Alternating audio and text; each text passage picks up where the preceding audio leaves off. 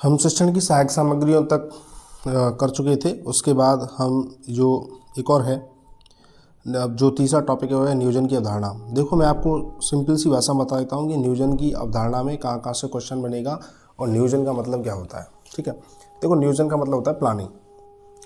किसी काम को करने की क्या करना, प्लान कर लेना।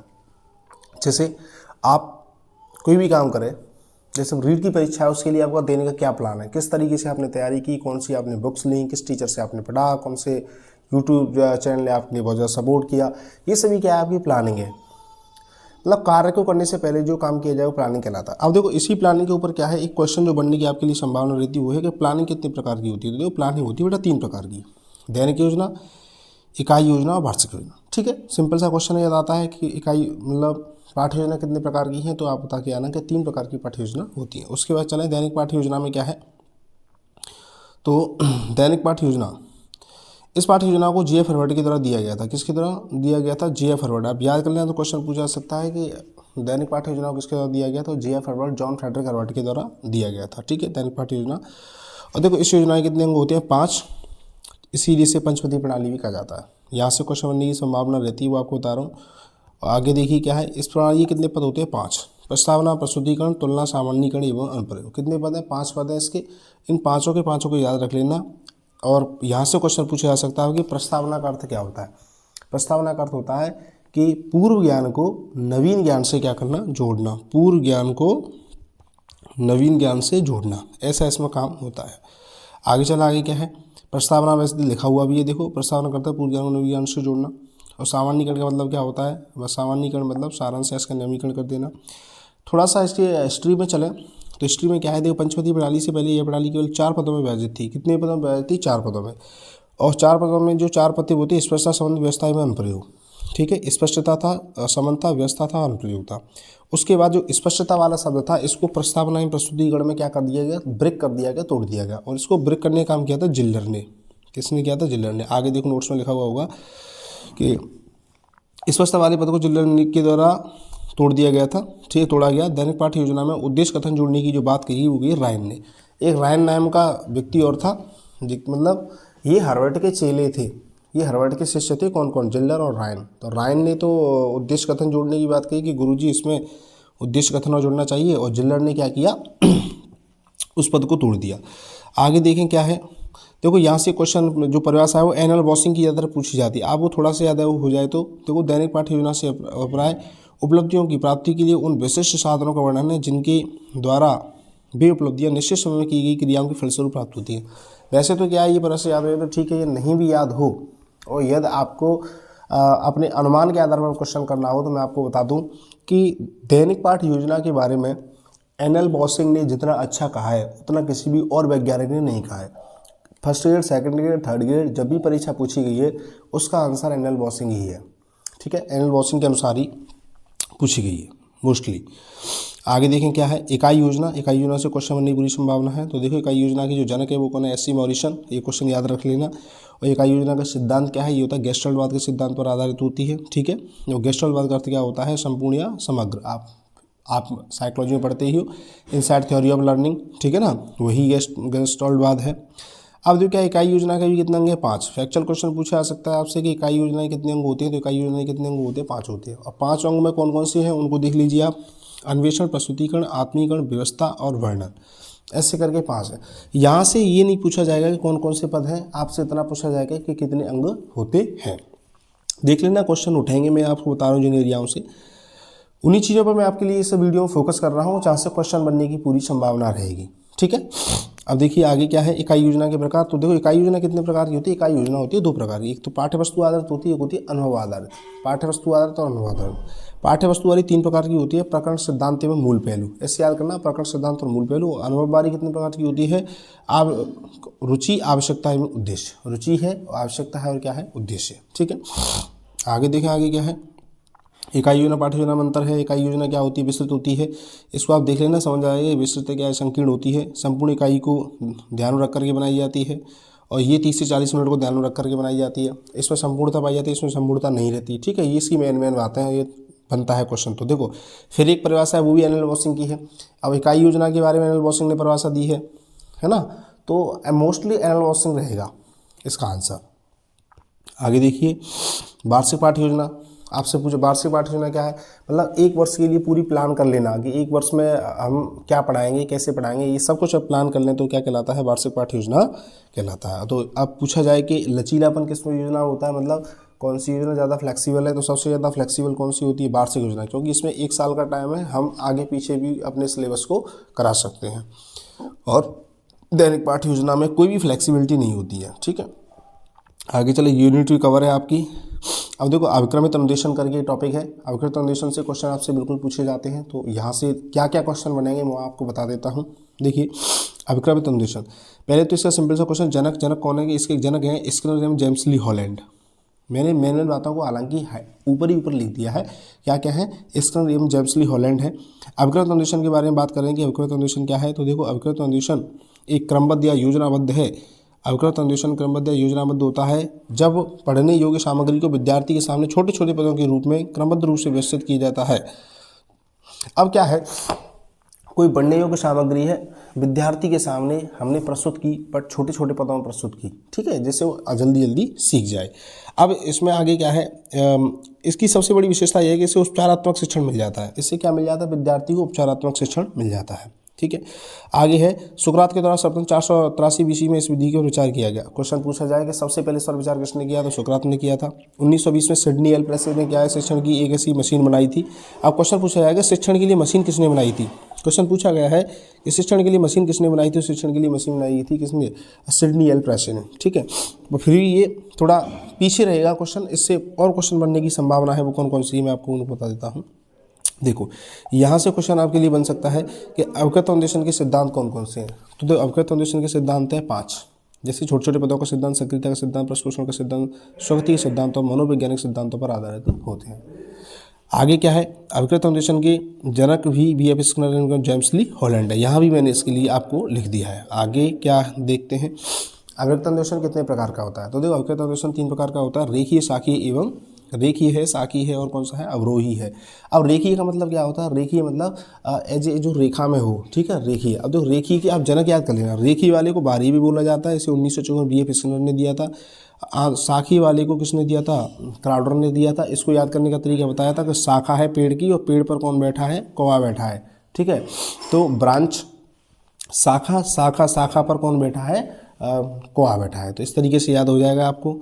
मैथमेटिक्स को किसने दिया है, थॉमस एफ गिलबर्ट ने इसको दिया है। आगे चलें, रेखीय अवकृत अनुदेशन, इसकी विशेषताएं। इस अनुदेशन के जन बी एफ स्किनर हैं। इस अनुदेशन में स्किनर क्रिया प्रसूत अनुबंधन सिद्धांत, सिंपल से सिद्धांत इसमें फॉलो होता है, क्रिया प्रसूत अनुबंधन सिद्धांत, मतलब आप क्रिया कीजिए आपको रिजल्ट मिल जाएगा। आप जैसे आपका रीट है, इसमें भी आप क्रिया कीजिए, काम कीजिए, आपको इसका रिजल्ट मिल जाएगा। रिजल्ट की आप परवाह मत कीजिए।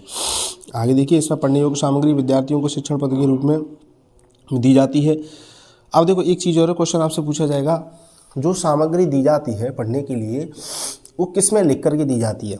तो जो लिख करके दी जाती है उनको फ्रेम बोलते हैं। जो स्किनर ने जो शब्द इस्तेमाल किया है, फ्रेम किया। जैसे मैं किसी बच्चे को एक पेज पर लिख करके सामग्री दे रहा हूँ कि आप इसको पढ़ो और याद करो, तो उसने पेज ना कह करके इस चीज़ को फ्रेम बोला। क्या बोला, फ्रेम, ठीक है। आगे देख लेते हैं क्या है। देखो, इस संदेशन में प्रकरण के बारे में मुख्य सूचना दी जाती है, अतः सतही रूप से अध्यापन कराया जाता है। इस कारण इसे भारी अवकृत अनुदेशन भी कहते हैं। इसे भारी अवकृत अनुदेशन कहते हैं क्योंकि इसमें केवल और केवल हम बच्चे को नॉर्मली ज्ञान दे रहे हैं।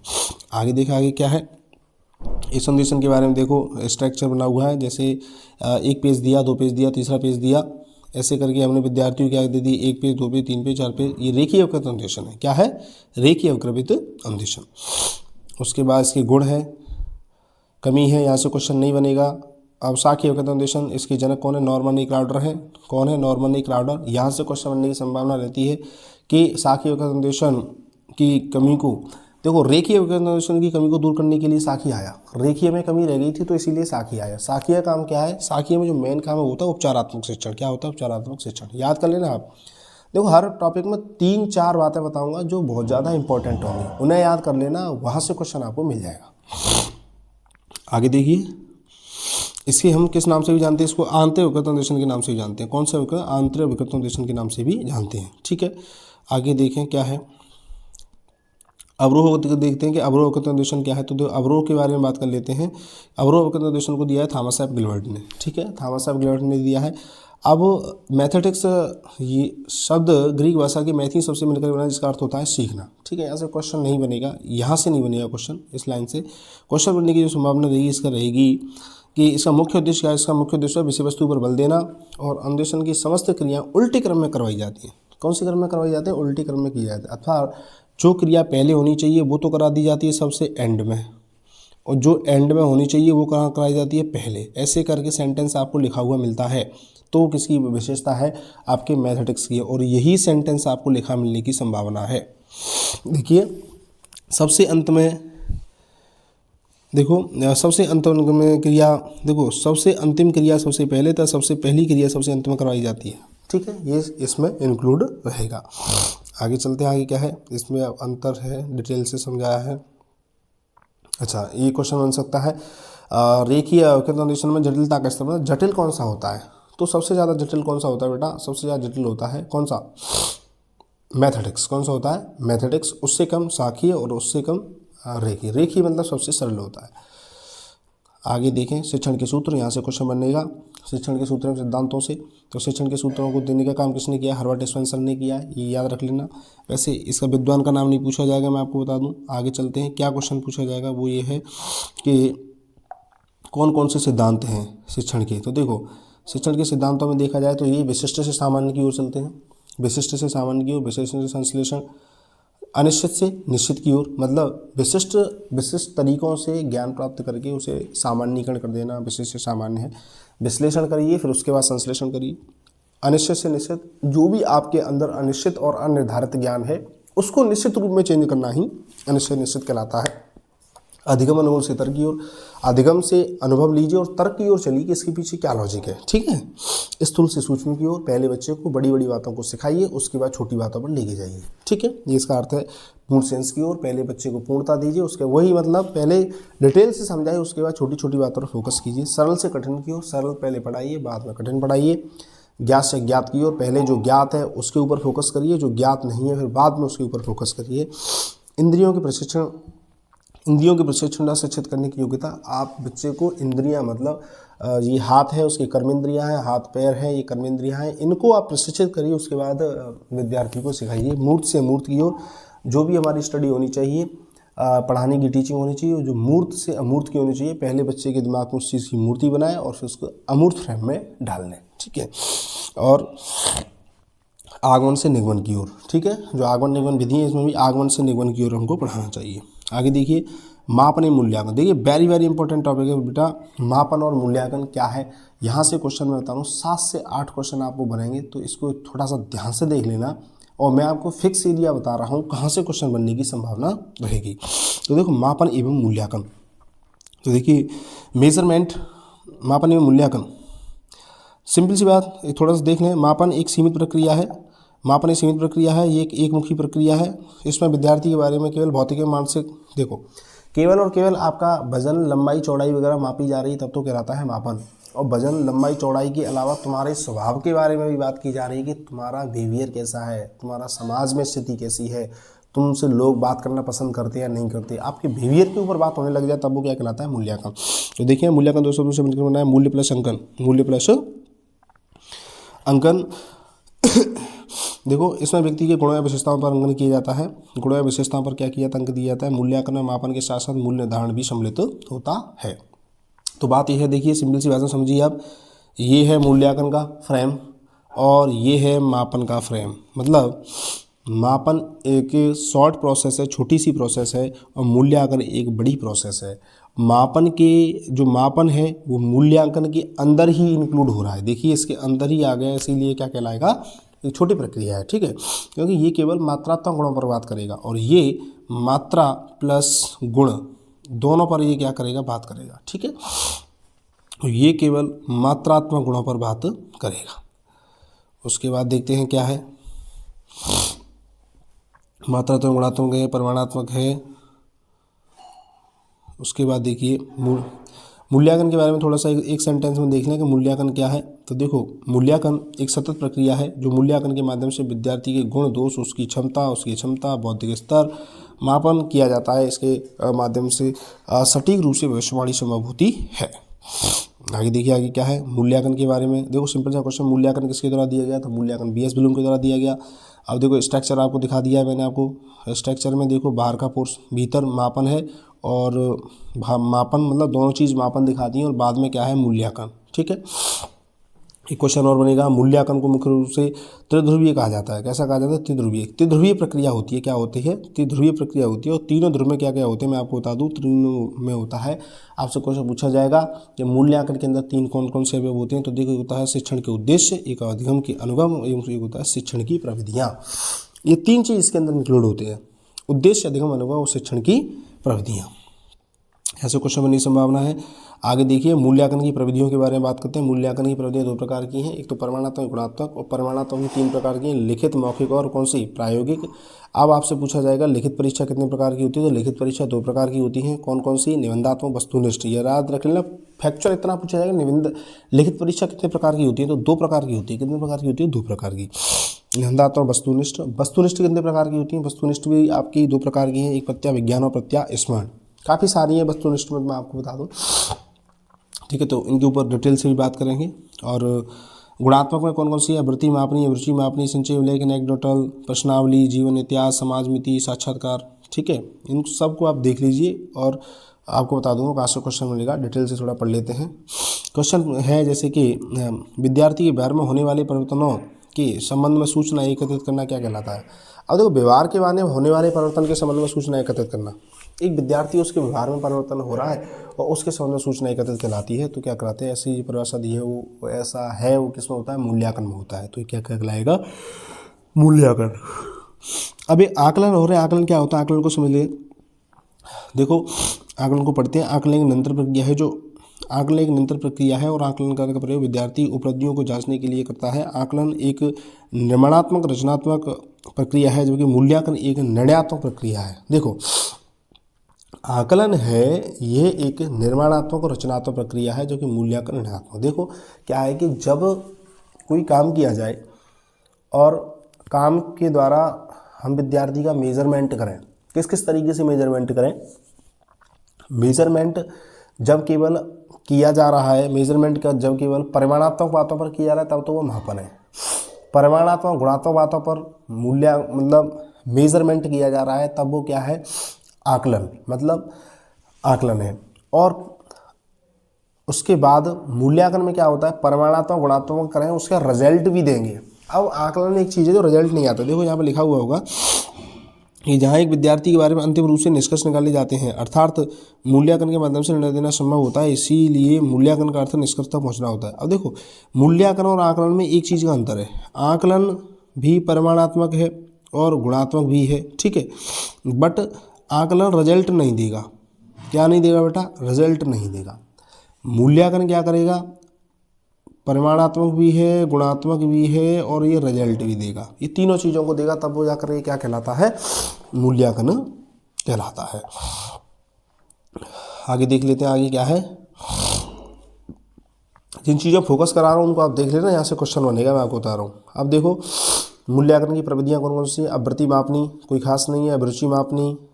अब देखो अवृत्ति मापनी मतलब इसमें एटीट्यूड का पता चले, ऐसी मापनी से तो अवृत्ति मापनी कहलाएगी। अभिरुचि मापनी ऐसी मापनी जिससे आपकी रुचि का मालूम चले तो अभिरुचि मापनी कहलाएगी। संचय अवलेख, संचय अवलेख से क्वेश्चन पूछा जा सकता है। संचय अवलेख में क्या पढ़ते हैं एक बार, ये अवलेख अध्यापक के द्वारा तैयार किए जाते हैं। इसमें विद्यार्थी संबंधित शैक्षिक प्रवृत्तियाँ, उपलब्धियाँ, उनकी योग्यता के साथ साथ रुचियों को भी लिखा जाता है। संचय अवलेख का मुख्य प्रयोग दूसरे संस्थान प्रवेश के लिए किया जाता है। मतलब एक विद्यार्थी के बारे में हम पूरा का पूरा रिकॉर्ड तैयार करें, पूरी की पूरी फाइल तैयार करते हैं ना, कि जैसे कि एक बच्चा है पंकज की जो एक फ़ाइल है उसकी, उसमें 10th में कितने नंबर आए, 12th में कितने नंबर आए, कौन से स्पोर्ट्स में उसका अच्छा है, तो पूरा का पूरा उसका कलेक्शन वहाँ पर रख लिया जाए एक फ़ाइल के अंदर, तब वो क्या कहलाता है, संचय अभिलेख कहलाता है। उसके बाद चलते हैं, क्या है एनेक्डोटल रिकॉर्ड, आकस्मिक निरीक्षण अभिलेख किसे कहते हैं। तो देखो आकस्मिक निरीक्षण अभिलेख क्या होता है, इसको आप समझ लें एक बार। आकस्मिक निरीक्षण से मतलब है कि ऐसे अभिलेख जो स्वयं विद्यार्थी के द्वारा निर्मित होते हैं, स्वयं विद्यार्थी के द्वारा क्या होते हैं, निर्मित होते हैं, जिसके द्वारा लिखित डायरी में कविता, निबंध एवं विभिन्न रचनाएं सम्मिलित होती हैं। अब एक विद्यार्थी है, वो अपनी डायरी के अंदर कविता लिख रहा है, निबंध लिख रहा है, ऐसा उसका कुछ काम कर रहा है, तो उस रिकॉर्ड को एनेक्डोटल रिकॉर्ड कहा जाएगा। क्या कहा जाएगा? Anecdotal record. ठीक है। आकस्मिक निरीक्षण अभिलेख। आगे देखें, प्रश्नावली विधि। प्रश्नावली दो शब्दों से मिलकर बनी है, प्रश्न प्लस अवली। प्रश्न प्लस अवधि, इसका अर्थ होता है प्रश्नों की क्या करना श्रृंखला, और इसको देने वाले के जनक कौन है? वुडवर्थ हैं। किसको किसने दिया है प्रश्नावली को? वुडवर्थ ने दिया है। अब जो क्वेश्चन बनेगा यहाँ से बना दो कि प्रश्नावली कितने प्रकार की होती है? प्रश्नावली होती है 4 प्रकार की। कौन कौन सी? खुली, बंद, चित्रित और मिश्रित। जीवन इतिहास विधि, क्वेश्चन पूछा जा सकता है। जीवन इतिहास विधि क्या है? किसने दिया? टाइडमैन ने दिया था। इस विधि के अंतर्गत बालक के पिछड़ेपन और उसकी विलक्षणताओं को जानने के लिए उसके परिवार वालों तथा मित्रों रिश्तेदारों से सावधानी पूर्वक सूचना एकत्रित की जाती है। एक बच्चे के बारे में जानकारी लेनी है कि ये बच्चा मतलब कैसा है कैसा नहीं है, तो उसके परिवार वालों से पूछे जाएंगे, बट लेकिन उस व्यक्ति को पता नहीं चलना चाहिए। ठीक है। जैसे आप मेरे बारे में जानकारी कर रहे हो तो मेरे परिवार वालों से पूछिए, कोई दिक्कत नहीं है, बट मुझे पता चल गया कि मेरे बारे में जानकारी हो रही है तो मैं अपने स्वभाव को चेंज कर दूंगा। होगा कि नहीं होगा? क्योंकि मैं उन बातों को बताऊंगा जो मेरी अच्छी अच्छी बातें होंगी। मैं उन बातों को बताऊंगा नहीं जो मेरे लिए क्या होंगी, प्रॉब्लमेटिक बातें होंगी, मैं उनको आपके लिए नहीं बताऊंगा। ये रहता है जीवन इतिहास विधि में। आगे देखिए क्या है, समाजमिति विधि। इसके जनक याद कर लेना, जे एल मोरेनो। और समाज में उसकी स्थिति को जानना हो, समाज में आपकी स्थिति कैसी है इस बात को समझना हो, तो समाजमिति विधि अप्लाई होती है। साक्षात्कार, इसके जनक कौन है? जॉन डार्ले हैं। साक्षात्कार मुख्य रूप से 2 प्रकार का होता है, एक तो संरचित और कौन सा होता है? असंरचित। मतलब पूर्व प्लानिंग से हो तो संरचित है, और प्लानिंग के विदाउट प्लानिंग हो तो क्या है? असंरचित है। ठीक है। आगे चलें, जांच सूची क्या होती है? चेकलिस्ट। जांच सूची का मतलब है कि ये छोटे बच्चों पर अप्लाई होती है। एक आती थी, एक क्वेश्चनरी आती थी, इसमें क्वेश्चंस ये लिखे रहते थे कि आप अपने माता पिता के पैर छू करके आते हो, क्या आप नहा करके आते हो, क्या आप रोज़ पढ़ाई करते हो। ऐसी जो क्वेश्चनरी आती थी वो आपकी क्या कहलाती थी? जांच सूची कहलाती थी। अब देखो क्वेश्चनरी से क्वेश्चन बना हुआ है, हम इसको थोड़ा एक बार देख लेते हैं। क्या है कि प्राथमिक स्तर पर गुणात्मक मूल्यांकन की प्रविधि कौन कौन सी है? अब प्राथमिक मतलब पूर्व प्राथमिक की बात कर रहा है। पहले तो इस क्वेश्चन को समझिए, पूर्व प्राथमिक क्या होता है? मतलब लेवल तो है बट लेकिन कौन सा? पूर्व प्राथमिक है। अब वहाँ पर आप कैसे करेगा एक विद्यार्थी? तो भैया देखो, इसमें जो बात समझने लायक है वो ये है कि छोटे बच्चे पर आप कोई प्रैक्टिकल कर नहीं सकते, तो उसका आप केवल क्या कर सकते हो? जांच सूची, छोटी सी वो जांच सूची दे दो कि आप इसमें भर के लेके आओगे, आप माता पिता के पैर छूते हो या नहीं छूते हो, ऐसा जो काम करना है वो जांच सूची कहलाती है। उसके बाद देखें क्या है, अवलोकन निरीक्षण क्या है? अवलोकन विधि के जनक कौन है? वाटसन है। कौन है? वाटसन है। अब देखो, इस विधि का प्रयोग बालकों की योग्यता क्षमताओं को जांचने के लिए किया जाता है। यह विधि बालकों के लिए इसीलिए प्रयोग में लाई जाती है क्योंकि उन पर कोई और विधि आरोपित नहीं हो सकती। अब छोटे बच्चे हैं, छोटे बच्चों की आप टेस्ट परीक्षा लोगे, वो तो पॉसिबल है नहीं कि वो टेस्ट परीक्षा को अच्छे तरीके से लिख पाएंगे। हैंड रिटन अच्छा है या नहीं इस बात को, वो तो बच्चे से पॉसिबिलिटी है नहीं। इसीलिए आप क्या करते हो, वहाँ पर एक छोटी सी परीक्षा ले ले, क्या करते हो? एक अवलोकन के माध्यम से देखते हो कि कौन सा बच्चा क्या कर रहा है, क्या नहीं कर रहा है। ठीक है। तो अवलोकन है, निरीक्षण है, ये सारी।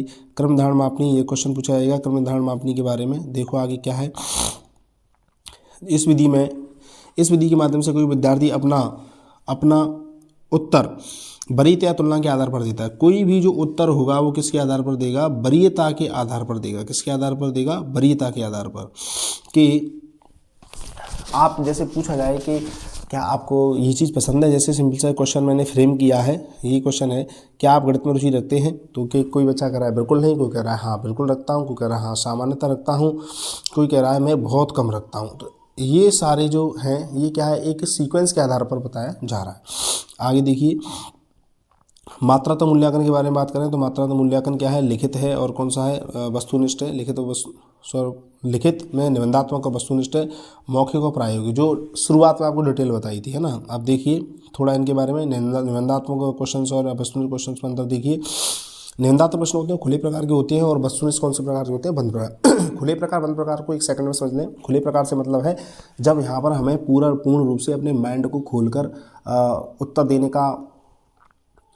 उत्तर देना हमारा बन रहा है, हम उत्तर दे सकते हैं, तब तो क्या कहलाता है? खुले प्रकार के प्रश्न। अब जब यहाँ पर उत्तर देने की बिल्कुल स्टॉपेज है, जैसे रीड की जो एग्जाम होगी ऑब्जेक्टिव टाइप की होगी, और वहाँ से आपको क्या स्वतंत्रता नहीं दी जा रही है कि आप खुल के लिखें, जो क्वेश्चन पूछा जाएगा उसी का आप आंसर लिखेंगे, तो ये क्या है? बंद टाइप का है। प्रश्नों की संख्या इसमें कम होती है, इसमें क्या होती है? अधिक होती है। बिल्कुल सही बात है। और निर्माण में समय कम लगता है, इसमें निर्माण में समय अधिक लगता है। इनकी जांच में समय अधिक लगता है और इनकी जांच में समय कम लगता है। क्योंकि देखो जांच का मतलब देखिए, अब लाखों विद्यार्थी पेपर देंगे, आपके दिमाग में आ रहा होगा सर समय तो ज़्यादा लगना चाहिए, बट लेकिन लाखों विद्यार्थी पेपर तो देंगे, लेकिन जो जांच होगी OMR से होगी, ठीक है ना। अभी ओएमआर सीट होती है ना, ओएमआर सीट की जांच किससे होगी, ओएमआर से होगी। आगे देखिए, इसके मानक उत्तर विकसित नहीं किए थे। निबंधात्मक जो क्वेश्चन है उनके मानक उत्तर नहीं विकसित कर सकते आप, मानक उत्तर नहीं विकसित हो पाते उनके, ठीक है ना।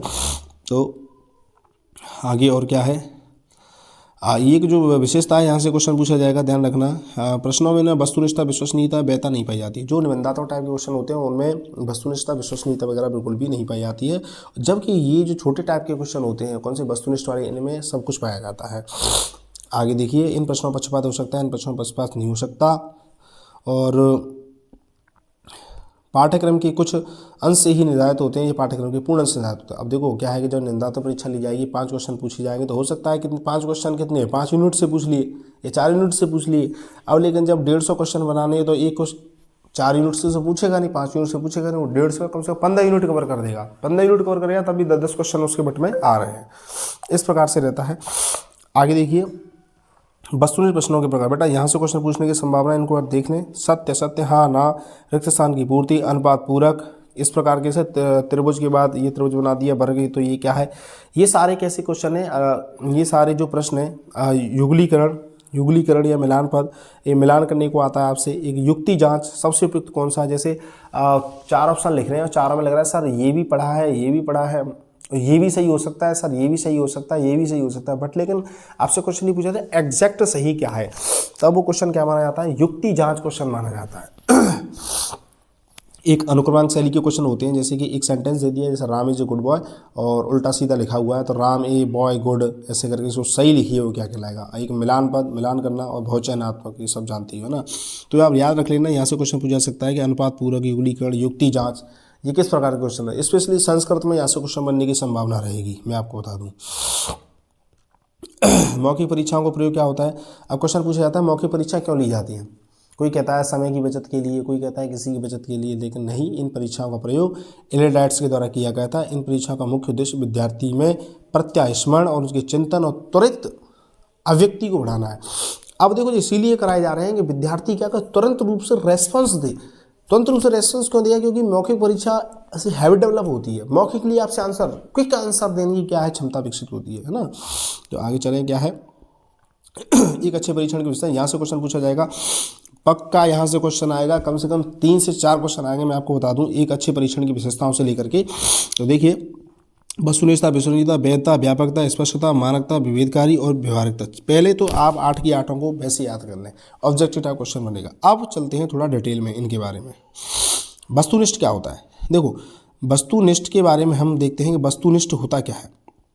देखो वस्तुनिष्ठ का मतलब है प्रश्नों के उत्तर बहुत छोटे होने चाहिए और विद्यार्थी के प्राप्तांकों पर अध्यापक की और व्यक्तिगत रुचि का, अध्यापक की ईर्ष्या का, द्वेष का, घृणा का, स्नेह का कोई भी प्रभाव नहीं पड़ना चाहिए।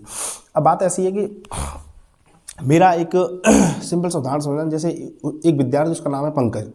अब पंकज नाम का विद्यार्थी है, उससे मतलब मेरा एक घरेलू रिलेशन है, उसके पिताजी मेरे मित्र हैं, तो उसके लिए मेरा क्या हो सकता है, मैं चाहूँ तो 2 की जगह 3 नंबर दे सकता हूँ उसके लिए, लेकिन नहीं, जब वस्तुनिष्ठ परीक्षा होगी तो उसमें मैं 2 से 3 नंबर तो दे ही नहीं सकता, क्योंकि जब वो 2 क्वेश्चन सही करके आया तो एक क्वेश्चन का 1 नंबर, दूसरे क्वेश्चन का 2 नंबर, तो मतलब मैं जब पक्षपात नहीं कर पाऊँ तब वो विशेषता कौन सी मानी जाती है, आपकी वस्तुनिष्ठता मानी जाती है। आगे देखें क्या लिखा हुआ है, एक अध्यापक मूल्यांकन करे तो विद्यार्थी का निष्पादन या प्राप्तांक समान रहे।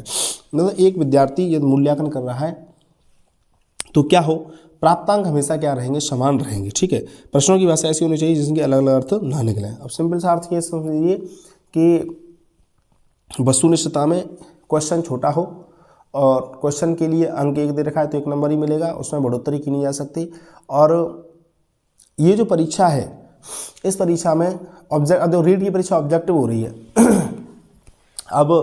अब टीचर क्या करेगा कि आपसे प्रेम करता है तो ऐसा थोड़ी है कि आपको 2 की जगह 3 नंबर दे देगा, नंबर तो 1 ही देगा, ठीक है ना। तो ये इसकी विशेषता है। आगे देखिए क्या है, विश्वसनीयता से क्वेश्चन नहीं पूछा जाएगा। वस्तुनिष्ठता और विश्वसनीयता मैं बता दूंगा, वस्तुनिष्ठता, विश्वसनीयता और वैधता, इन तीनों से क्वेश्चन पूछा जाएगा, मैं आपको बता दूं पहले ही। विश्वसनीयता किसे कहते हैं, यहाँ से क्वेश्चन पूछा जाएगा। विश्वसनीयता में एक क्वेश्चन पकड़ लीजिए, एक शब्द बार शब्द पकड़ लीजिए कि एक परीक्षण को एक छात्र समूह पर बार किया जाए, मतलब और लिखा हुआ है विश्वसनीयता से तात्पर्य है कि विद्यार्थी के व्यवहार में शुद्धता एवं क्या संगतता होती है। अब एक जो विद्यार्थी है उसका व्यवहार कैसा है, उसमें व्यवहार में संगतता है या नहीं। जैसे एक कोई विद्यार्थी, अमित नाम का विद्यार्थी है, और अमित नाम के विद्यार्थी का क्या है कि पहला जो पेपर लिया, फर्स्ट पेपर लिया उसमें 70 नंबर आए, दूसरा पेपर लिया उसमें आए उसके 71 नंबर आए, तीसरा पेपर लिया उसमें आपके 72 नंबर आए। अब देखो क्या हो रहा है, क्या नाम है, अमित नाम का विद्यार्थी है 70 71 72, 70 71 72 इस रेंज में चल रहा है। तो हम विश्वास कर सकते हैं कि भविष्य में जो परीक्षा होगी उसमें वो 70% तो नंबर लेके ही आएगा। तो ये कहलाती विश्वसनीयता। ठीक है, मतलब बार बार विद्यार्थी का हम आकलन करें तब भी देखो, आरोपित करने में विद्यार्थी के प्राप्तांक का अंतर ना ही विश्वसनीयता कहलाती है। मतलब बार बार आंकलन कर लें, भले ही जैसे पहली बार 70, दूसरी बार भी 70, तीसरी बार भी 70 या 71, इर्द गिर्द ही मामला रहता है, तब तो कहलाती है कि आपकी विश्वसनीयता। अब देखो क्वेश्चन क्या आएगा कि एक परीक्षण को बार बार लिया जाता है और विद्यार्थी के अंकों में कोई अंतर नहीं आता है, तो कौन सी विशेषता होगी, तब वो विशेषता कौन सी होगी बेटा, कौन सी होगी, आपकी विश्वसनीयता होगी। और एक बता दूं, बार बार शब्द ढूंढना, बार बार वाला ढूंढे हुए तब तो उसका उत्तर क्या आएगा, विश्वसनीयता। और उसके बाद जो भी है वो तो उसमें क्या होगा, वस्तुनिष्ठता। आगे चला, आगे क्या है, ये प्रभावित जो डिटेल हो जाएगी, ज़्यादा डिटेल में नहीं घुसना है। अब जो क्वेश्चन मिलेगा ये किसी वैधता से, वैधता किसे कहते हैं, वैधता का मतलब क्या होता है, वैधता में एक सेंटेंस लिखा मिलेगा कि जो परीक्षण जिस उद्देश्य की पूर्ति के लिए बनाया गया है यदि उसी की पूर्ति करता है तब वो क्या कहलाती है, वैधता कहलाती है। और वैधता ही मूल्यांकन की सबसे अच्छी विशेषता मानी गई है ना। जिस काम के लिए आप जा रहे हो उसी काम को करके आ रहे हो तब तो हुआ आप वैध। ठीक है, और यह जिस काम के लिए गए आप उस काम को करके नहीं लाए, है ना, गए थे हरे भजन को होटल लगे कपास, यदि ऐसा होने लग गया तो फिर आपकी वैधता नहीं है।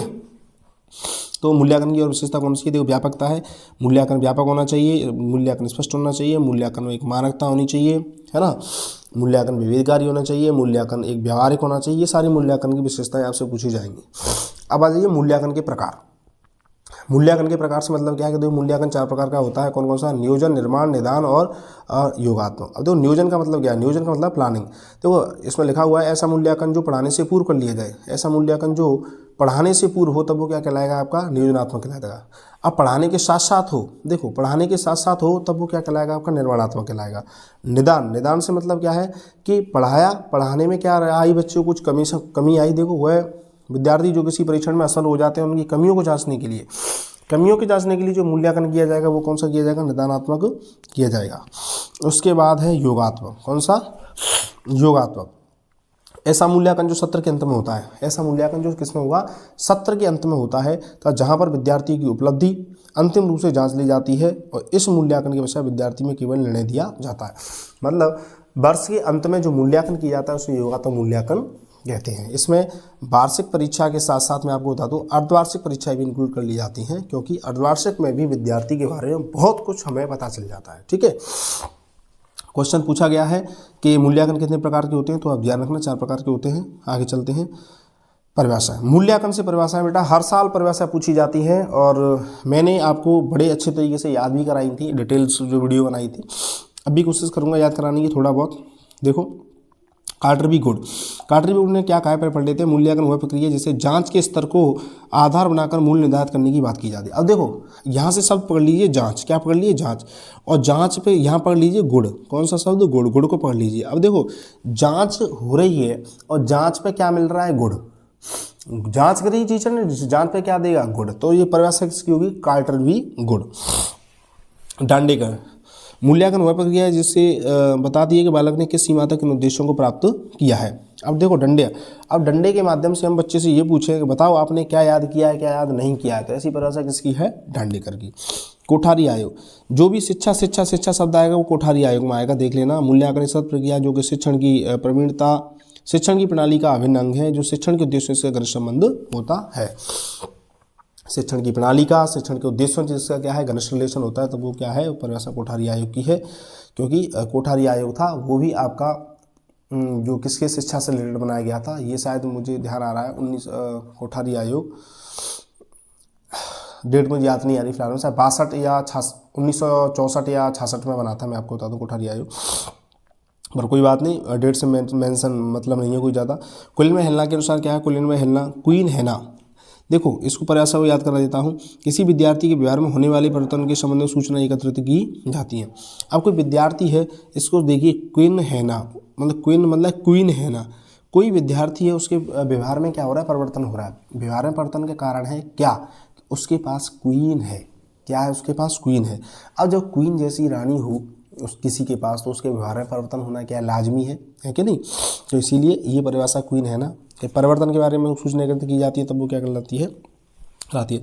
मुफाद के बारे में क्या है, मूल्यांकन की परिभाषा कि मुफाद कहता है मूल्यांकन अंतर चलने वाली प्रक्रिया है जो विद्यार्थी की औपचारिक उपलब्धि से कई गुना अधिक होती है। मुफ्त में कोई चीज़ मिलोगी तो क्या करोगे, आप उसे औपचारिक रूप से अधिक लेके आओगे। जैसे लेके आना चाहिए तुम्हें 4, लेकिन फ्री में मिल रहा है तो आप लेके आओगे 10, ये रहेगा आपका आंकड़ा। तो ये चीज़ है आपको कवर करनी है। क्रॉनबेक की परिभाषा इंपॉर्टेंट नहीं है। आगे चलते हैं, क्या है मापन के बारे में देखें। मापन क्या, मापन का संक्षेप में मात्रात्मक मूल्य से होता है, मात्रात्मक मूल्य से होता है। ये सतत ना हो करके ये कभी कभी होता है, ये सतत नहीं होता। मूल्यांकन सतत होता है। मूल्यांकन मतलब evaluation is a continuous and comprehensive process होती है, जो कि मूल्यांकन जो मापन है ये आपका केवल एक नॉर्मल सी प्रोसेस है। देखो अब मापन कितने प्रकार का होता है, मापन भी आपको 2 प्रकार का होता है, मानसिक रूप से, भौतिक रूप से। भौतिक रूप में दूरी, लंबाई, चौड़ाई आदि आती हैं, और मानसिक रूप में रुचि, योग्यता आदि का नाम आता है। अब देखिए स्टीवेंसन के अनुसार मापन के 4 स्तर बताए गए हैं। कौन कौन से स्तर बताए गए, 4 के। मापन है वो 4 प्रकार से होता है, यह 4 स्थितियों में होता है। कौन कौन से, एक तो नामित, क्रमिक, अंतराल, अनुपात। यहाँ से क्वेश्चन पूछा जाएगा बेटा, नामित, क्रमिक, अंतराल और अनुपात, इनको एक बार देख लें। 4 है, एक तो ये क्वेश्चन पूछा जाएगा, है ना। और आगे क्या क्वेश्चन है, नामित है ये एक शाब्दिक प्रश्नावली है और इसे वर्गीकरण मापनी भी कहते हैं। ऐसी मापनी जिसमें शब्द के आधार पर विभाजन कर दिए जाते हैं शाब्दिक मापनी कहते हैं। इसमें निम्न स्तर की मापनी कहते हैं। ये सबसे लो लेवल की मापनी है। कैसे लेवल की मापनी है, लो लेवल की मापनी। इसमें बहुत अधिक ज़्यादा कुछ खास नहीं होता है, ठीक है। उसके बाद क्रमिक में क्या है, जब इस प्रकार की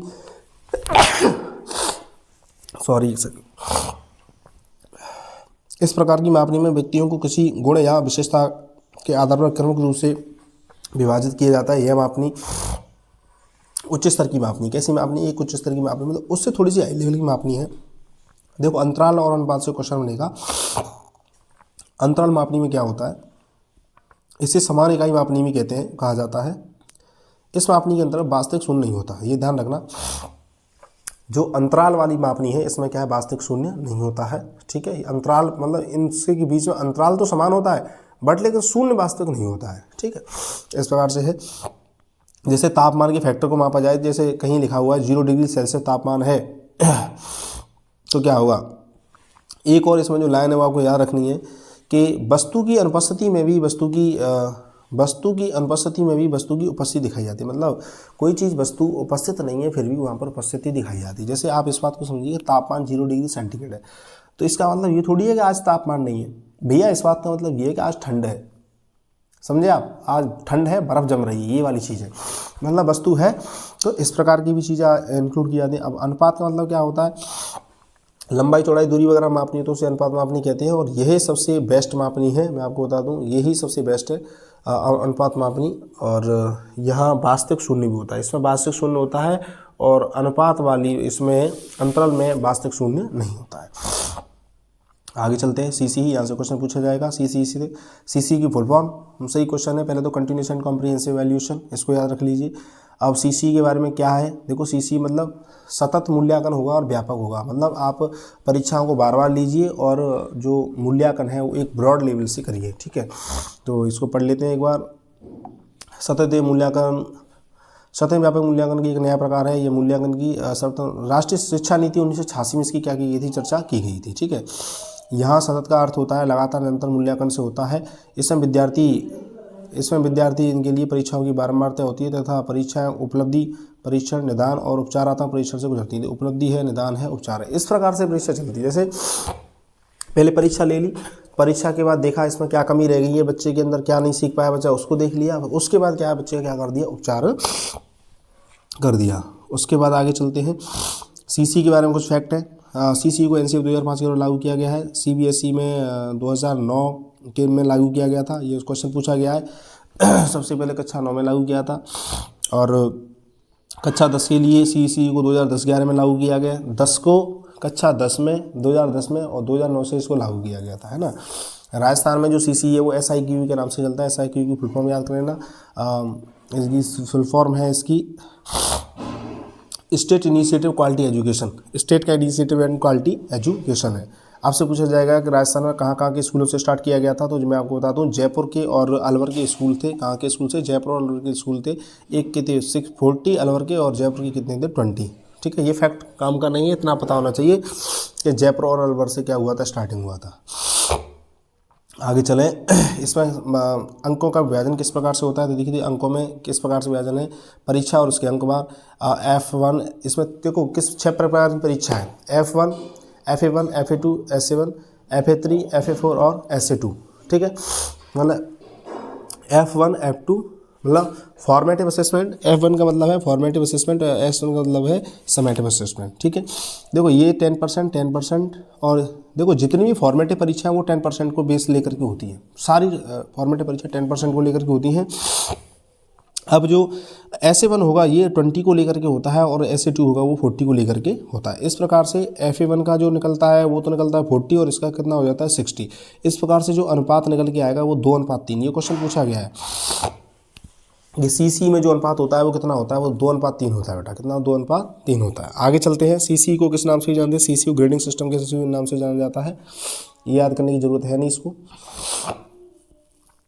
CC व्यापकता का क्या आशा है, ये क्वेश्चन आपसे पूछा जा सकता है। CC में व्यापकता आशा क्या है कि विषय व्यापक होना चाहिए, एक उपकरण होनी चाहिए, या दायरे की व्यापकता है, प्रश्नों की व्यापकता। देखो इसमें है क्या है, प्रश्नों की व्यापकता आप होनी चाहिए, क्या नहीं है, क्या नहीं है, ये क्वेश्चन है कि क्या नहीं होता। तो आप उसमें क्वेश्चंस बढ़ा दें, ऐसा कोई नहीं है कि क्वेश्चन 100, 200, 500 पूछने लग जाए, उससे नहीं है। एक विषय व्यापक होनी चाहिए, जैसे कि आप history, geography, political, economics, math, science वगैरह सब कुछ पढ़ते हो, बट क्या कभी एथिक्स पढ़ी है, नैतिक शास्त्र कभी आपने पढ़ा है? नहीं पढ़ा। तो उसको आप प्लस कीजिए ना बच्चों के लिए। स्पोर्ट्स अब तक प्लस नहीं था, आप देखो स्पोर्ट्स एक बड़े लेवल से प्लस किया जा रहा है, एक स्पोर्ट्स नीति बनाई जाती है, इस तरीके से काम किया जाता है। दायरे की व्यापकता, आपका दायरा बड़ा करिए किसी चीज़ का, है ना। तो क्वेश्चन आएगा प्रश्नों की व्यापकता, इसका आंसर है कि ये इसका अर्थ नहीं होता। आगे चलते हैं, आकलन के प्रकार। आकलन कितने प्रकार का होता है, तो क्वेश्चन सिंपल सा मिले तो रचनात्मक और योगात्मक। अब रचनात्मक से मतलब तो यही है कि जब पढ़ाने के साथ साथ हो, तो देखो इसमें क्या क्या है। आकलन मुख्य 2 प्रकार का होता है। रचनात्मक अधिगम के लिए आकलन और अधिगम का आकलन। तो अधिगम के लिए जब किसी हम काम को कर रहे हैं तब तो हो गया के लिए, और काम को कर दिया है तब उसके लिए शब्द कौन सा इस्तेमाल होगा, अधिगम का आकलन। देखो ये पढ़ाने से ये क्या है, ये अग्रिमदर्शी है, ये पश्चदर्शी है। ये पढ़ाने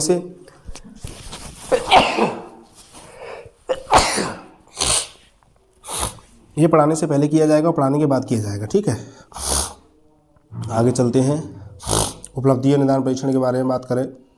उपलब्धि क्या होता है? उपलब्धि मतलब अचीवमेंट टेस्ट, जिसमें उपलब्धि या निष्पत्ति परीक्षण कहते हैं। ऐसा परीक्षण जो विद्यार्थी की उपलब्धियों को जांचता है तब वो उपलब्धि परीक्षण कहलाता है। अब निदानात्मक परीक्षण क्या होता है? ऐसा परीक्षण जिससे कमियां को पता चलती है तब वो क्या कहलाता है? निदानात्मक परीक्षण कहलाता है। जैसे कमियों को जांचना, क्वेश्चन पूछा जाएगा कि ऐसा परीक्षण जिसमें कमियों को जांचा जाता है तब वो क्या कहलाता है? निदानात्मक परीक्षण कहलाता है। आगे चलिए, आगे है, यहाँ से क्वेश्चन है उपलब्धि, निदान, उपचार, तीनों से क्वेश्चन मिलेगा बेटा, पक्का समझ लेना। आगे देखिए, अच्छा इसको समझा देता हूँ एक बार, 1 सेकंड में थोड़ा समझ लेंगे। उपलब्धि और निदान में क्या क्या अंतर होता है? उपलब्धि और निदान, देखो इसमें उपलब्धि की जांच की जाती है, इसके माध्यम से कमियों की जांच की जाती है। विद्यार्थियों पर समान रूप से लागू होता है, ये उन्हीं विद्यार्थियों पर लागू हुआ जिनकी कुछ कमियां चल रही हैं। इनका दायरा विस्तृत है, इसका दायरा क्या होगा? सीमित है। इसका दायरा सीमित है। ये केवल और केवल उपलब्धि परीक्षण, ये केवल परीक्षण अपने अंतिम रूप से योग्यता की जांच की जाती है, और ये अंतिम रूप से नहीं होते। ये क्या होता है कि विद्यार्थी को जब तक समझ में नहीं आया जब तक उसको कराते जाएंगे। ठीक है, ये परीक्षण साथ साथ शिक्षण की अंग होता है। ये कमियों को पता चलाने के बाद विद्यार्थी के शिक्षण भी दिया जाता है। कमी पता चल गई फिर भी शिक्षण देंगे। इसकी समय सीमा निर्धारित होती है। अब देखो रीट की परीक्षा है, इसके लिए आपके लिए टाइम निर्धारित किया गया है कि जैसे 2.5 घंटे का समय दिया है तो 2.5 घंटे ही है। ऐसा नहीं है कि आप कहो कि गुरुजी आधे घंटा और दे दो, ऐसा बिल्कुल नहीं होगा। इसकी समय सीमा निर्धारित होती है, लेकिन इनकी समय सीमा कोई निर्धारित नहीं होती है। अब विद्यार्थी नैदानिक परीक्षण है, विद्यार्थी की समझ में नहीं आई है। जैसे कल मैंने क्लास में जाकर के चक्रवृद्धि ब्याज पढ़ाई थी, तो कल पढ़ाई थी, तो उससे पहले परसों पढ़ाई थी मैंने। अब परसों समझ में नहीं आया तो फिर कल पढ़ाई थी, क्योंकि क्या है, बच्चे की समझ में नहीं आया तो उनको पढ़ाना पड़ेगा। कुछ की समझ में आ गया था, कुछ भी नहीं आया था, इसलिए दोबारा करानी पड़ी। तो ये क्या है, निदानात्मक कहलाया। क्या कहलाया, निदानात्मक। इसमें विद्यार्थियों को प्रदान किए जाते हैं, इसमें विद्यार्थियों को देखो, इसमें तो अंक मिले, उपलब्धि है तो इसमें अंक मिलेंगे, लेकिन जब आप उपलब्धि देख ली, उपलब्धि के बाद उसकी कमी को देख ली, तो इसमें अंक प्रदान नहीं किए जाते, है ना। ये औपचारिक परीक्षण है, और ये कैसा परीक्षण है, अनौपचारिक परीक्षण होता है। आगे देख लेते हैं। ये संपूर्ण पाठ्यक्रम पर आधारित होते हैं, ये केवल उन इकाइयों पर आधारित होते हैं जिनका में दिक्कत है। उपलब्धि परीक्षण के प्रकार, उपलब्धि परीक्षण दो प्रकार का होता है, प्रमापीगत और अप्रमापीगत। उपचारात्मक शिक्षण के बाद, उपचारात्मक शिक्षण का जो दूसरा नाम है वो परिष्कारात्मक शिक्षण भी होता है। कौन सा होता है, परिष्कारात्मक शिक्षण, मतलब वह शिक्षण जिसके माध्यम से शैक्षिक क्षेत्र में आने वाली समस्याओं का समाधान किया जाता है। शैक्षिक क्षेत्र में कोई क्वेश्चन बनेगा, यहाँ से पक्का बनेगा कि शैक्षिक क्षेत्र में आने वाली समस्याओं का समाधान किससे किया जाता है, तो शैक्षिक क्षेत्र में आने वाली समस्याओं का समाधान है उपचार। वैसे कोई भी समस्या आती है तो हम क्या करते हैं, उपचार लेते हैं। खांसी हो जाए तो उपचार लेंगे, जुकाम हो रहा है तो उपचार लेंगे। अब पढ़ाई में भी समस्या आ रही तो उपचार ही तो लेंगे, तो वो उपचारात्मक शिक्षण है। अब एक उपचारात्मक शिक्षण निदानात्मक शिक्षण के पश्चात किया था, बिल्कुल सही बात है। निदानात्मक के बाद ही होगा कि देखो, पहले होता है बेटा उपलब्धि, उपलब्धि के बाद होता है निदान, और निदान के बाद क्या होता है, उपचार। ये इसका सीक्वेंस रहता है, मैं आपको बताऊँ, ये इस प्रकार से क्या रहता है, इनका सीक्वेंस रहता है। आगे चलते हैं, आगे क्या है, उपचारात्मक शिक्षण की विधियाँ कौन है। उपचार शिक्षण किससे दिया, देखो, एक तो साखी अवक्षेपण ने पढ़ा था कि वहाँ उपचारात्मक शिक्षण मिलता है। अब पर्यवेक्षित अध्ययन विधि, पर्यवेक्षित अध्ययन विधि, देखो सिंपल सा क्वेश्चन है। पर्यवेक्षित अध्ययन विधि किसने दी, तो डेजी मॉर्विल ने दी थी। किसने दी, डेजी मॉर्विल ने दी थी। इस विधि में क्या है, विद्यार्थी अध्यापक की उपस्थिति में स्वाध्याय करता है। अध्यापक बैठ गया, मैं बैठा हूँ और आपसे कहूँ कि आप पढ़िए, इस काम को आप करिए। ये क्या है, अध्यापक की उपस्थिति के अंतर्गत क्या करना है, अध्ययन करना है, ठीक है। आगे देखिए, क्रियात्मक अनुसंधान, एक्शन रिसर्च। यहाँ से क्वेश्चन बनेगा बेटा, सिंपल सा क्वेश्चन है कि क्रियात्मक अनुसंधान के जनक कौन है, तो क्रियात्मक के जनक स्टीफन एम कॉरे। और क्रियात्मक अनुसंधान क्या होता है, इसको देख लेते हैं। किसी संस्था के अंतर्गत संस्था में आने वाली समस्याओं को संस्था के कर्मचारियों के द्वारा ही तुरंत प्रभाव से उसका समाधान कर दिया जाता है, क्रियात्मक अनुसंधान कहलाता है, ठीक है। मतलब स्कूल है और स्कूल के अंदर कोई समस्या आई और टीचर ने उस समस्या को क्या कर दिया, हल कर दिया, तो वो क्या कहलाएगा, क्रियात्मक अनुसंधान कहलाएगा, तब वो क्रियात्मक अनुसंधान कहलाता है। आगे देखिए, शिक्षा के क्षेत्र में इसका उद्देश्य विद्यालय समस्याओं से होता है। ये खोज की तुलना में बहुत अधिक सीमित होता है। इसमें समय, धन की क्या खपत की कमी होती है, बिल्कुल सही बात है। अब जो भी समस्या होगी विद्यालय से रिलेटेड, उससे विद्यालय का कर्मचारी ही करेगा, तब वो क्या कहलाएगा, क्रियात्मक अनुसंधान, ठीक है। अब देखिए, एक और टॉपिक है विषयों में सहसंबंध, मतलब कोरिलेशन इन द सब्जेक्ट। जो भी सब्जेक्ट होती हैं सारी की सारी कैसी होती हैं, एक दूसरे से इंटरकनेक्टेड होती हैं, और जो भी हम ज्ञान प्राप्त करते हैं अपने लाइफ में वो भी किस तरीके से प्राप्त करते हैं, इंटरकनेक्टेड तरीके से प्राप्त करते हैं। तो देखो, समस्त विषय का ज्ञान आपस में एक दूसरे से जुड़ा रहता है, अर्थात समस्त विषयों का जो ज्ञान एक दूसरे से जुड़ा रहता है, ज्ञानात्मक रूप से सहसंबंधित होता है। पढ़ाते समय ये ध्यान रखना चाहिए कि विद्यार्थी के ज्ञान को दूसरी विषय से संबंध किया। जैसे आप मैथ्स पढ़ा रहे हैं और मैथ्स की बात कोई फिजिक्स में आती है तो उस बात को बता दो क्या दिक्कत आ रही है, और संस्कृत पढ़ा रहे हो, संस्कृत की बात है कुछ हिंदी में आ रही है तो वहाँ उसको क्या कर दीजिए, बच्चे को आप बता दीजिए। इससे क्या होगा, बच्चा इंटरकनेक्टेड होगा, ठीक है, इससे इंटरकनेक्टेड होगा, जल्दी सीखेगा। क्वेश्चन बना है, यहाँ से क्या क्वेश्चन बना है, इस सिद्धांत का प्रतिपादन हर्बर्ट स्पेंसर के द्वारा किया गया था। यह समवाय के सिद्धांत पर आधारित होती है, हर्बर्ट स्पेंसर ने किया है, समवाय के सिद्धांत पर आधारित होती है। आगे देखिए क्या है, मुख्य रूप से तीन प्रकार का होता है, कितने प्रकार का होता है, तीन प्रकार का। तीनों प्रकार को याद रखना, एक एक पारस्परिक और गुणात्मक, एक एक पारस्परिक और गुणात्मक। एक एक का संबंध क्या होता है, जब एक विषय की विभिन्न शाखाओं से संबंधित किया जाए तो जैसे तब वो क्या कहलाता है, एक ही सहसंबंध कहलाता है। जैसे अंक गणित और बीज गणित में सहसंबंध, गणित को बच्चा अच्छे तरीके से पढ़ रहा है तब वो तो क्या कहलाएगा, एक एक सहसंबंध, ठीक है। अब क्या कर रहा है विद्यार्थी के पारस्परिक सहसंबंध कर रहा है। कैसा सहसंबंध, पारस्परिक, जब एक विषय की एक ही शाखा के बारे में बात कर रहा है, एक विषय की एक ही शाखा में विभिन्न पाठों का संबंध करता है। जैसे हिंदी विषय के पदभाग, जैसे कोई विद्यार्थी अब केवल पद भाग को पढ़ रहा है, केवल और केवल पद भाग के ऊपर बातें करना चाह रहा है, पद भाग के अलावा किसी बात के ऊपर बात नहीं कर रहा, तब वो क्या कहलाएगा, आपका पारस्परिक सहसंबंध। उसके बाद आ जाइए गुणात्मक में सारी सब्जेक्ट, मतलब गुणन रूप से सारी सब्जेक्ट हो, जब एक विषय का विभिन्न विषयों से आपस में रिलेशन हो, जैसे गणित का, सामाजिक का, भौतिक विज्ञान, सब कुछ एक में पढ़ा दिया तो गुणात्मक रिलेशन है। तो देखो तीन चीज़ें हैं, एक एक में तो जैसे केवल और केवल मैथ्स पढ़ेगा, चाहे वो मैथ्स की कितनी भी ब्रांचेज हों, ठीक है। लेकिन पारस्परिक में क्या होगा, पारस्परिक में ये है, हमने जो बताया है कि एक विषय की एक ही शाखा, जैसे हमने गद्य भाग को, जैसे हमने पद्य भाग को पकड़ लिया था, तो पद्य भाग में ही जाएं, रसखान को पढ़ें, रसखान के बाद जो भी रसखान के बाद और कौन कौन से कवि हैं, सुमित्रा देवी चौहान है, और हम उसको महादेवी वर्मा को पढ़ें और रसखान को पढ़ें। ये सारे जब पढ़ने लग जाए तब वो गुणात्मक सहसंबंध है, सॉरी पारस्परिक। और गुणात्मक में हिंदी पढ़ी, इंग्लिश पढ़ ली, संस्कृत, सामाजिक, सबके ज्ञान का एकदम से झोलमोल हो जाए तब वो क्या है, गुणात्मक सहसंबंध है। क्वेश्चन बनेगा गुणात्मक से। पाठ्यक्रम और पाठ्यचर्या किसे कहते हैं, तो देखो पाठ्यक्रम तो एक सीमित होता है, पाठ्यक्रम सीमित होता है, इसमें से शैक्षिक क्षेत्र सम्मिलित होता है और इसके अंतर्गत पाठों का क्रम होता है, जिससे विद्यार्थी पढ़ाने होते हैं। ये तो है पाठ्यक्रम। पाठ्यक्रम मुख्य रूप से दो प्रकार का होता है, चक्रण आधारित और कितना, प्रकरण आधारित। प्रकरण मतलब किसी प्रकरण की जानकारी विद्यार्थी को एक ही बार में दे दी जाती है, तो ये बड़ी बड़ी कक्षा के लिए उपयोगी है। मतलब पूरे टॉपिक को एक ही बार में पढ़ा दें, पूरे टॉपिक को एक बार में डिटेल से पढ़ा दें, तब वो प्रकरण आधारित कहलाता है। और चक्रण आधारित से मतलब क्या है कि जब विद्यार्थी को एक बार में पूर्ण ज्ञान ना दे करके चक्रीय रूप में उसको थोड़ा थोड़ा रूप से ज्ञान दिया जाता है, तो क्या चक्रण आधारित कहलाता है। उसके बाद आगे चलिए क्या है, पाठ्यक्रम में एक कनिंघम ने प्रयास, इसको याद कर लें, यहाँ से क्वेश्चन पूछने की पूरी संभावना देती है। पाठ्यक्रम में कहा है कि पाठ्यक्रम कलाकार के हाथों का साधन है जिसके माध्यम से वह अपनी प्रयोगशाला के अंतर्गत अपनी सामग्री को अपने अनुसार ढालता है, ऐसे करके है। तो क्या करना है, आप पाठ्यक्रम कलाकार, तो सिंपल से रखना, कलाकार जैसी जो पाठ्यक्रम के बारे में परिभाषा दी है वो किसने दी है, कनिंघम ने दी है। आप इतना याद कर लेना, यहाँ से क्वेश्चन आपका बनेगा। उसके बाद देखिए कैरिकुलम क्या होता है। कैरिकुलम मतलब पाठ्यचर्या दौड़ का मैदान, ऐसे क्वेश्चन पूछा सकता है। पाठ्यचर्या का क्या है अर्थ, क्या है, दौड़ का मैदान इसका अर्थ होता है।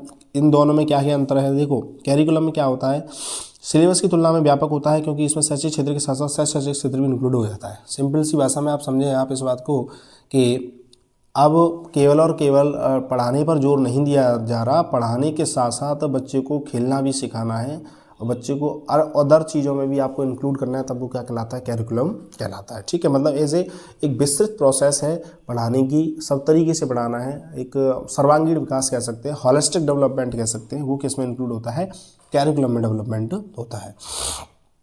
उसके बाद आप चलते हैं, ठीक है दोस्तों, तो ये हम पीडीएफ को कंप्लीट कर चुके हैं और यहाँ पर हमने जो मोस्टली जो क्वेश्चन आपसे पूछे जाएंगे, ये कॉमन मेथड की वन शॉट सीरीज थी। कॉमन मेथड आपको हमने यहाँ से कंप्लीट करा दिया है, इसीलिए विद्यार्थी अब जाएं यहाँ से, आपको क्वेश्चन 30 क्वेश्चन से मिलने के आसपास इसकी संभावना रहेगी। मैं आपको बता दूँ 30 से 32 क्वेश्चन भी हो सकते हैं, 35 भी हो सकते हैं, इसीलिए आप जाएँ इस वीडियो को देखें। इस वीडियो को देखना आप मिस मत करिएगा, क्योंकि यहाँ से क्वेश्चन आपके लिए गारंटेड मिलेंगे। आपकी और आपकी परीक्षा के लिए आपको बहुत बहुत बधाई है, बहुत बहुत शुभकामनाएं। Thank you so much.